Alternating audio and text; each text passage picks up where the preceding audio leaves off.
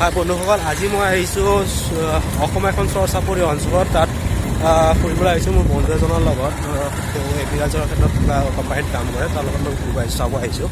চ' আপোনালোকে আজি দেখুৱাম মই এই ভিডিঅ'টো আপুনি চাব পাৰিব যে চৰ-চাপৰি অঞ্চলত যিসকল মাইনৰিটি লোক থাকে, যিসকলে বেছিভাগ কৃষি শস্যৰ লগত জড়িত হৈ থাকে, তেওঁলোকে কি ধৰণে জীৱন যাপন কৰে আৰু এনে ক্ষেত্ৰত লোকসকলে কেনেধৰণে শিক্ষা গ্ৰহণ কৰিব পাৰে নেকি, আৰু যি ৰাস্তা ঘাট সকলোবোৰ আপোনাক দেখুৱাম এই চেনেলৰ জৰিয়তে। আৰু আপোনালোকে চাব পাৰিব যে ইয়াত যি পৰিৱেশত থাকে আমাৰ মাইনৰিটি মানুহসকলে, সেই অৱস্থাত তেওঁলোকে কোনো পক্ষেই ভাল শিক্ষা গ্ৰহণ কৰিব নোৱাৰে। তাত ৰাস্তা ঘাট, তাৰ স্কুল অনুষ্ঠান, শিক্ষানুষ্ঠান একোৱেই নাই।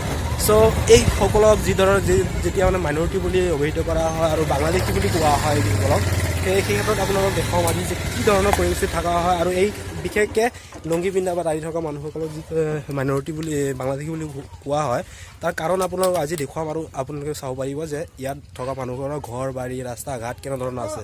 চ' আশা কৰোঁ আপোনালোকে চোৱাৰ পিছত, এই ভিডিঅ'খন চোৱাৰ পিছত আপোনালোকে নিজেই বিবেচনা কৰিব যে এইসকল লোক বাংলাদেশী হয় নে নহয়।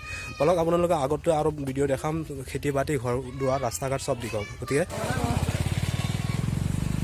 মই আপোনালোকক পুৱা চৰ-চাপৰি অঞ্চলৰ এখন ৰাস্তা দেখাই আছোঁ আপোনালোকক। এখন ৰাস্তা মানে কি বহুত ৰাস্তা আছে, মই ইমান ভিডিঅ' কৰিব পৰা নাই। বাট এখন এটা ৰাস্তা যিখন মানুহে পাৰ হৈ যায়। আপোনালোকে আগত এটা বজাৰ আছে, সৰু বজাৰ, সেইটো বজাৰত যায় চৰ-চাপৰি মানুহখিনি ওলাই আহে। চ' এইখন ৰাস্তা দি আমিও পাৰ হৈ গৈ আছোঁ। এতিয়া আমি জাষ্ট এই ৰাস্তাখন পাৰ হৈ এখন বজাৰ আছে, সৰুকৈ বজাৰ। চৰ-চাপৰি অঞ্চলৰ মানুহখিনি তাতে বজাৰ পাতি কৰে আৰু বেচা কিনা কৰে। চ' আপুনি চাব পাৰিব, মই আপোনাক বজাৰখনো দেখুৱাম, চেষ্টা কৰিম বজাৰখন দেখুৱাবলৈ।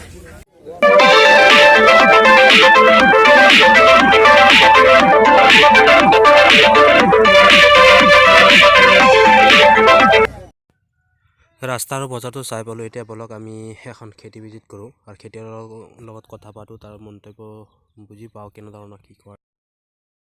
খেতি বাতি ভিজিট কৰিব আহিছিলোঁ। তো ইয়াত এজন মোৰ লগত খেতিয়ক আছে, ইয়াত জলকীয়া খেতি আছে। চ' আজি আমি কথা পাতিম জলকীয়া খেতি, যিটো চৰ-চাপৰি অঞ্চলত ইমান কষ্ট কৰি খেতিয়কসকলে খেতি কৰে, তাৰ ভিতৰত কিমান টকা পায়, সিহঁতে আৰ্নিং কিমান টকা পায়, আৰু আমি কিমান টকাত চহৰ অঞ্চলত কিনি খাওঁ এইটো। চ' মোৰ লগত এজন আজি খেতিয়ক আছে, তেওঁৰ লগত মই কথা পাতি অলৰেডি বহুত খেতি বাতিৰ বিষয়ে। চ' তেওঁৰ পৰাও জানিম, লগতে আপোনালোকক পোনপ্ৰথমে জনাই দিওঁ, এইটো অঞ্চল গোটেই চৰ-চাপৰি অঞ্চল, য'ত বেছিভাগ মাইনৰিটি মানুহ থাকে আৰু খেতি বাতি কৰা সকলো বেছিভাগ মাইনৰিটি মানুহ।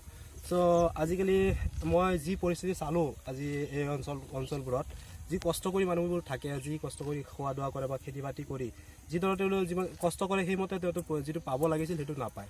চ' মই আজি মোৰ দাদা এজন আছে, তেওঁৰ লগত মই কথা পাতিম। তেওঁৰ খেতি আছে, বহুত পিছপৰা থকা খেতি বুলি তেওঁৰে হয়। চ' দাদাৰ পৰা জানিব বিচাৰিম যে তেওঁলোকে কিমান টকা বৰ্তমান পাই আছে, যিটো আমি মাৰ্কেটত অলৰেডি আমি খাই আছোঁ, যিটো আমাৰ এটা আইডিয়া আছে। চ' এই জলকীয়াখিনি আমি এতিয়া 60 পৰা 80 টকাত খাই আছোঁ তেজপুৰ চহৰত বা গুৱাহাটী চহৰত 100 পৰা 120 টকাত খাই আছোঁ। চ' এইসকল যিসকল আমাৰ এই খেতিৰ পৰাই গৈছে, তেজপুৰ হওক বা গুৱাহাটী চহৰত হওক, এইবোৰ খেতিৰ পৰাই যায়। কাৰণ এইটো বৃহত্তৰ অঞ্চলৰ এটা খেতি বাতিৰ অঞ্চল, আৰু ইয়াতে খেতি কৰা হয় বেছিভাগ জলকীয়া খেতি, টেমাটো খেতি কৰা হয়। চ' এই দাদাৰ জলকীয়া খেতি আছে, দাদাৰ পৰা জানিব বিচাৰিম দাদা কিমান টকাত জলকীয়াখিনি বিক্ৰী কৰে বা কিমান টকা পায় বিক্ৰী কৰিলে। দাদা আপোনালোকে যে খেতি কৰে, ইমান কষ্ট কৰি খেতি কৰি কটকৰ পিছত এতিয়া বৰ্তমান আপোনালোকে কিমান টকাত বেছি আছে? 8 টকা 10 টকা 8 টকা 10 টকা 8 টকা 10 টকা বেছি আছে। চ' এতিয়া আপুনি নিজে শুনিব পাৰিছে, দাদা কৈছে 8 টকা 10 টকা 12 টকা ইমান টকা এওঁলোকে বেছি আছে। কিন্তু এই জলকীয়াখিনি আমি তেজপুৰ চহৰত, ডিব্ৰুগড় চহৰত বা গুৱাহাটী চহৰত 60 পৰা 100-120 টকালৈকে আমি কিনি খাই আছোঁ। বেলেগ বেলেগ চহৰত বেলেগ বেলেগ দাম।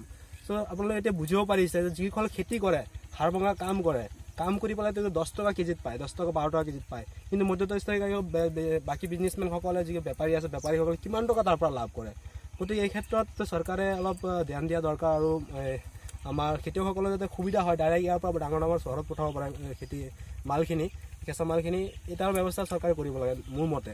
আৰু দাদাৰ পৰা জানিব বিচাৰিম, দাদা আপোনালোকে যিমান যি ঔষধ দিয়ে বা চৰকাৰী মানুহ আহি পেলাই আপোনালোক সহায় কৰে নেকি, বা আপোনালোকৰ ধৰক সাৰ তাত দিয়া ব্যৱস্থা কৰে নেকি? নাই, নকৰে। আপোনালোকে কোনো ধৰণৰ সুবিধা নাপায়? আৰু আপোনালোকে যদি ঔষধৰ ক্ষেত্ৰত বা কোনো আপোনাৰ গ্ৰাম সেৱক আহে নে নাই আপোনালোকৰ? গ্ৰাম সেৱক আহে, আহিলে মানে কি হেৰি ঔষধৰ দোকান যে, তাতহে পৰামৰ্শটো জানে। তাৰমানে সিহঁতে আহি পেলাই কি কয়, আপোনাৰ ঔষধ কিনি ল'ব পাৰে, কিন্তু সিহঁতৰ পৰা আপোনালোকে কোনো সহায় সহযোগ নাপায়। গতিকে এই ক্ষেত্ৰত আপোনালোকে চাব পাৰিছে যে আমাৰ খেতিয়ক সমাজ কি ধৰণৰ অৱহেলিত হৈছে, আৰু লগতে আমাৰ চৰকাৰৰ তৰফৰ পৰা যিবোৰ চৰকাৰী কৰ্মচাৰী আছে, আমাৰ খেতিয়কসকলৰ কাৰণে সেইসকলক বিশেষ সহযোগিতা আগবঢ়ায়। গতিকে মই এই ভিডিঅ'টোৰ জৰিয়তে চৰকাৰক বা বিষয়াসকলক অনুৰোধ জনাব বিচাৰিম যে তেওঁলোকক যাতে সহায় কৰে। তেওঁলোকে বহুত কষ্ট কৰি খেতি কৰে, কিন্তু তেওঁ কষ্ট কৰাৰ পিছতো তেওঁলোকে অলপো ধৰক তাৰ পৰিণাম নাপায়, যিমান পাব লাগে সিমানখিনি। তো আশা কৰোঁ এইখন ভিডিঅ' চোৱাৰ পিছত আমাৰ কৃষিমন্ত্ৰীৰ ওচৰত এইখন ভিডিঅ' পঠাব, আপোনালোকে শ্বেয়াৰ কৰিব, ছাবস্ক্ৰাইব কৰিব মোৰ চেনেলটো, যাতে আপোনালোক বিভিন্ন ধৰণৰ খেতি বাতিৰ বিষয়ে আপডেট পাবৰ কাৰণে বা বিভিন্ন ধৰণৰ নিউ টেকনিক ব্যৱহাৰ কৰি খেতি কৰাৰ কাৰণে বা বাহিৰত আউট অফ ইণ্ডিয়াত যিবিলাক খেতি কৰা হয়, যি ধৰণৰ খেতি কৰা হয় সেইবোৰ টেকনিক পাবৰ কাৰণে আপুনি মোৰ চেনেলটো ছাবস্ক্ৰাইব কৰিব, লাইক আৰু ছাবস্ক্ৰাইব কৰিব বুলি মই আশা কৰিলোঁ। তো ইমানখিনি কৈ জয় অসম। আপোনালোকৰ সদায় মোৰ ভিডিঅ'খন থাকিব, গতিকে আশা কৰোঁ আপোনালোকে মোক ছাবস্ক্ৰাইব কৰিব।